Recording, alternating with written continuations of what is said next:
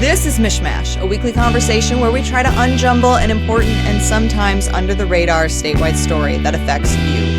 I'm Cheyna Roth. And I'm Alethia Kasben. This week marked the one-year anniversary of the devastating shooting at Michigan State University. Last year, 3 students were killed and 5 were injured as a shooter stalked 2 buildings along the campus. And it didn't take long after the shooting for Democrats in Lansing to pass legislation to change the state's gun laws. Those changes went into effect this week. And among the new laws was a so-called red flag law. Now, a family member, current or former partner, a mental health professional, etc., can petition a court for the temporary removal of a person's firearms if they are deemed a threat to themselves or others. We spoke with State Senator Sarah Anthony about this new law. I'm a responsible gun owner. I believe in the Second Amendment. I do also believe that with all of our rights, they do have limits. With this big job that we have in the legislature, sometimes incremental change can seem too small, but it is making sure that we're progressing towards meaningful solutions long term. So yes, I mean, study after study shows that things like extreme risk protection orders and safe storage, these actions do save lives. We're obviously going to continue to work towards broader solutions, but they're big steps in the right direction.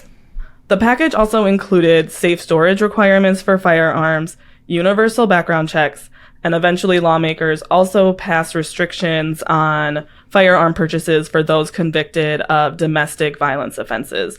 And like you said, Cheyna, this happened pretty quickly after the shooting at MSU last year, but these were also all policies Democrats had been talking about for quite a long time before this shooting happened, and they just sort of were sparked by this event, and they took quick action. Yeah, and since then, many top officials have called for more work here, and I guess we're going to have to wait and see what happens on that front this year. Right. The actions that they took after the shooting last year were sort of billed as a first step, but we haven't seen a lot of movement since then after those things. So some of what people are talking about is ending immunity for gun manufacturers. We have a pretty broad law in the state that provides that, and also more restrictions or regulations, I should say, on firearm stores. And it seems like one of these things that Democrats definitely have an appetite for. They definitely have been talking, as you said, for a while about changing the state's gun laws. But I do wonder if, because they've already passed laws on this topic, if it's going to get sidelined for other items on the to-do list, like transparency bills, the budget, economic development, and there's a lot more. I mean, there's no shortage of things that Democrats want to get done, especially given that they could lose that trifecta that they've been enjoying at the end of the year. Agreed. I mean, not to sound like a broken record here, but House Democrats are tied in the House right now, so they aren't going to be able to do anything like this without Republican support, which just isn't going to happen. By the time late April rolls around and they have, their voting majority back, there's not going to be a lot of time when you think about the budget, when you think about the election coming up, and if some of these firearm regulations might be too much to do before November. So I think if I were to guess on this, if we see more gun regulations this year, I think it'll be in December. Well, let's get into our full conversation with Senator Anthony. We talked with her about MSU, transparency bills, and so much more. You can hear that right after this break.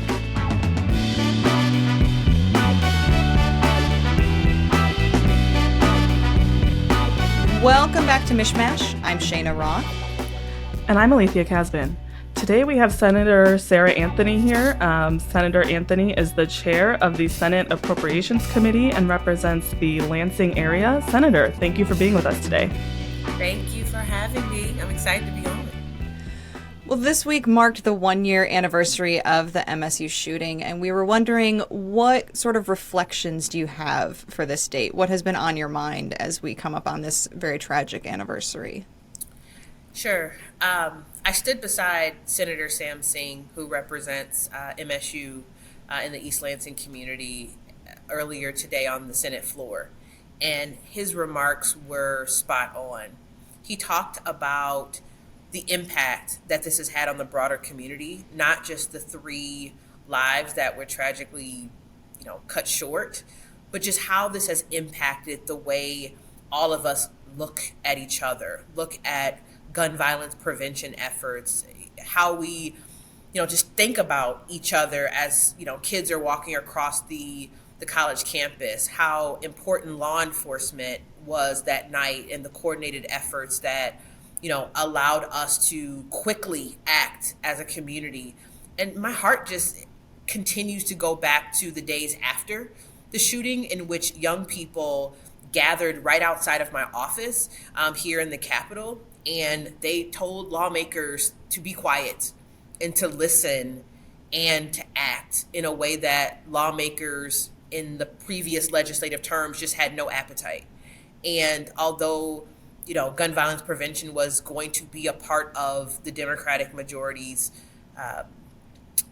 plan to try to address, I tell you that moment just jump-started these caucuses to act quicker and to really listen to student voice. And when kids came to our office, I mean, they were not looking for political, talking points. They weren't looking to take a selfie with me and to make it a very political moment. And I won't do that today, but I have reminded those same young people that their voices mattered. And because of the sense of urgency after that tragedy, that they, created space for us to say, we have to do something, they started to see meaningful reform. And so, but as someone who just lives in Lansing, our hearts are still broken. And I still think about those kids in our local hospitals, parents not knowing, what was going to be next, and students who were in halls next to where the site, where the gunman was acting out, and how tearful and how, just frustrated many of those students were, and just how angry they were that they didn't feel protected and safe. So lots of mixed emotions today, but they should just know that many of us in the Capitol are still thinking about the lives lost and the families that were impacted. And like you mentioned, we saw, action pretty quickly last year after, this shooting occurred. At the time, it was still billed as sort of a beginning of gun control policies by the legislature. Do you still want to see more happen in the gun control realm? I do. I'm a responsible gun owner. I believe in the Second Amendment. I do also believe that with all of our rights, they do have limits. I've been a vocal advocate for common sense reforms, and there are many of us who are still very motivated to find common sense solutions to these issues. I mean, the start of last year in January, when we all were really excited about, taking our oath, I was mourning the loss of a friend. Literally, I can see the place in which he was gunned down from my office in the Capitol. This amazing creative that was a music producer that was senselessly murdered at the hands of a gunman. This is pervasive in many of our communities. It's not just the mass shootings we see on school campuses. It's every day that guns are being placed in the hands of children, people with mental health issues, and everything in between. And so there's still too much work to be done, because we are still seeing so many tragedies because we have loose laws on the books that continue to allow this to happen. So it's definitely a first start, but we want to bring everyone along. One of the new laws that's taking effect requires safe storage, which allows courts to remove guns from certain individuals. Do you think that those laws are enough? I mean, more specifically, do you think that laws like that are going to really move the needle in preventing gun violence and deaths? I do. I think it's a start. I mean, the thing that, with this big job that we have in the legislature, sometimes incremental change can seem too small, but it is making sure that we're progressing towards meaningful solutions long term. So yes, I mean, study after study shows that things like, extreme risk protection orders and safe storage, these actions do save lives. We're obviously going to continue to work towards broader solutions, but they're big steps in the right direction. Can you talk a little bit more about what other policies could come forward? So what are you interested in tackling in gun control specifically? Yeah, so I think there's a number of concepts that are being floated. And again, I'm always someone who likes to work in a bipartisan fashion. I do think even things as simple as keeping kids safe, keeping hands out of violent offenders, I do think that those are things that can be worked on both sides of the aisle. But specifically for me, one of the things that I've been really interested in, that I've worked in previous terms, is how we can regulate and make gun shops safer. The lack of regulation has attributed to many of the gun stores, even in my community, being vandalized, broken into, and you see those firearms ending up on the street, and you see them being used to commit violent crimes. And so it's a very niche, very specific set of bills that I've been working on alongside my colleague, Representative Kara Hope. But how can we put together some common sense protections and making sure that we're regulating even gun shops so that, we can, again, ensure that many of these firearms don't make them on the streets and can harm our citizens. So small, but I think meaningful change. Let's switch gears and talk about the budget. Last week kicked off the whole budget process with Governor Gretchen Whitmer presenting her wish list, as I like to call it, or her plan. What excited you most in her proposal? Do you have a main budget priority this year, and was it in there? Yeah, it's exciting to now have a year under my belt in terms of helping to create the huge state budget, right? And we heard the governor's wish list, as you mentioned, and I was excited because a lot of the programs and initiatives that we co-created with the governor's team last year, all of a sudden we're seeing them in this year's budget proposal. The two things that stuck to me is a pre-K 14 education system, so making college more affordable to people. I worked for 10 years at the Michigan College Access Network. I mean, literally an organization in Michigan that tried to lower barriers to higher education for low-income students, students of color, kids like me who did not have parents that went to college and just needed help navigating the systems. Getting our financial aid house in order with the state will help young people and help older adults try to figure out what's available if they need financial assistance to help pay for college. It's too disaggregated. Last year, I put together language to create an Office of Post-Secondary Education to do just that. Months later, the governor creates My Leap, in which I'll be overseeing this first year. So to actually finally see an effort to streamline higher education financial aid options was really exciting. And then housing. I don't know what corner of our state, our most rural populations, our urban cores, who isn't talking about housing. I mean, I'm from Lansing. Every day there's a protest. The rent is too damn high. I have a sign in my office to remind me to keep housing at the top of mind. And I'm looking for all sorts of housing options, right? So I am a belief that we have to be helping people build generational wealth. And that doesn't just come from giving a landlord a check every month for rent.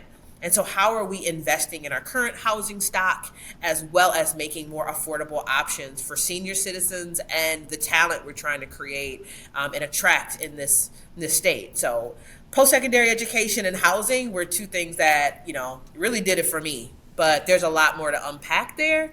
And I didn't spend my entire weekend reading the governor's proposal, but I'll be in this office reading most of it for the next, couple months. So one key piece in the governor's proposal involved the other retirement benefits. I'm saying it wrong, but OPEB, you know what I mean. So essentially the state has funded these benefits well the last several years. She wants to kind of put less in there because it is so well funded. But, we're starting to see some sort of hesitation from some school groups. Republicans certainly are attacking this as well. What are your thoughts on that? Do you think, it's a good move to kind of put less money in this retirement fund? This is going to be a debate this year, right? I mean, you have some folks who are like, look, you're right? OPEB's fully funded. Maybe, when we looked at how my predecessors approached paying down debt, they had an approach was very aggressive, right? And in the next 10, 15 years, we will all thank ourselves, similar to when we, manage our personal finances, right? You pay a lot up front. You can have a little bit of breathing room in the next decade or so. But then I do feel like there's this tension around, if we have paid down significant debt, how can we actually start to invest now in some critical areas that we know need help right now, that we can't afford to wait? And so there is going to be a tension there. And I do see both angles, but ultimately, I do believe that we can find a middle ground there, that we can ensure that we're still responsible in paying down debt, but that we're not neglecting current and urgent needs that we need to address now.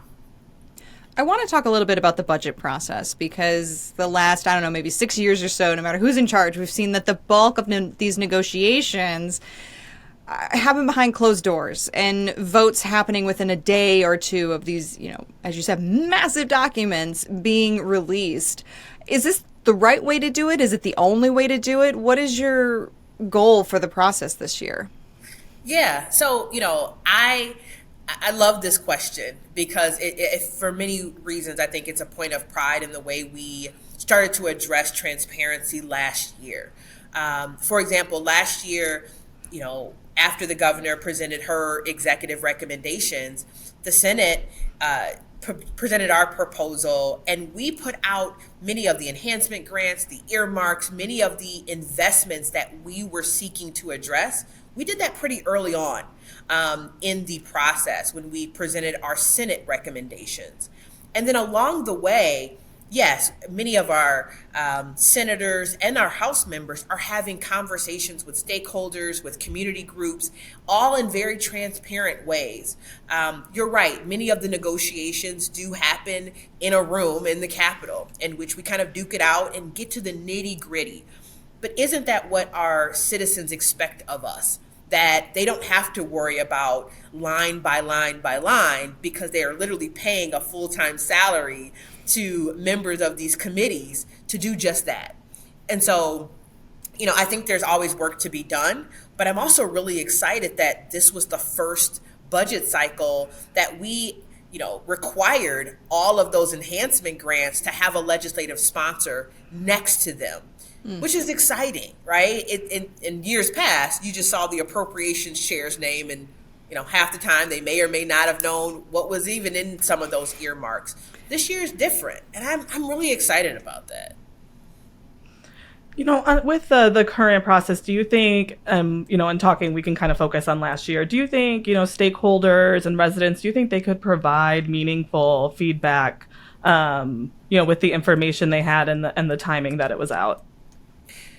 Again, I know there's always more work to be done, but I can just tell you from our perspective, and it was a directive that I gave our Senate subcommittee chairs, that they needed to be in the face of their communities, in the face of these stakeholders, gathering that information.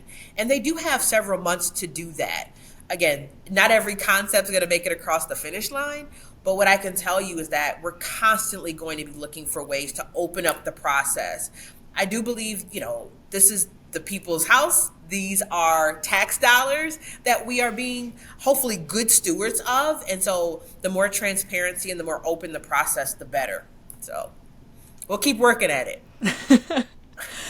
Well, one of the things that has particularly reporters interested is these FOIA bills, the Freedom of Information Act legislation. The Senate has started its deliberation on bills to expand FOIA to the governor's office and the legislature. Let's start with this. Do you support these bills? I do. Again, in the spirit of transparency. And I love the fact that many folks from Voters Not Politicians and other stakeholders and just citizens come to my coffee hours, and they have continued to press me on more transparency, more financial disclosure, more FOIA, just to unearth, and just to make sure that people can see democracy at work.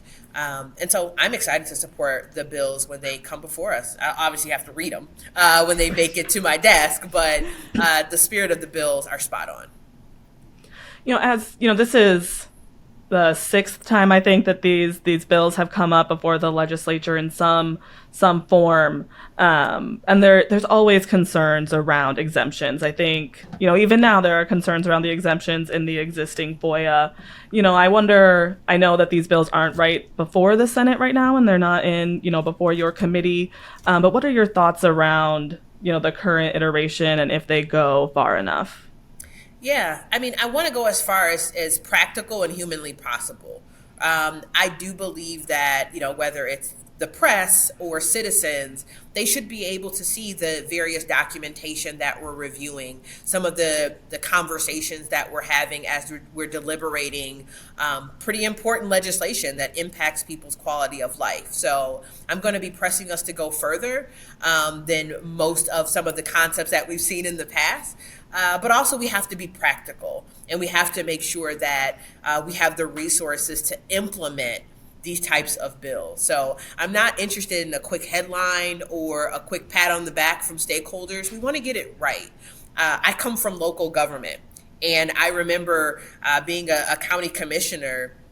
We would have so many more guardrails and more mechanisms for transparency. And so I was a little bit surprised at how different the state level was. And so I'm coming in it with a fresh pair of eyes, and I want us to go as far as we can.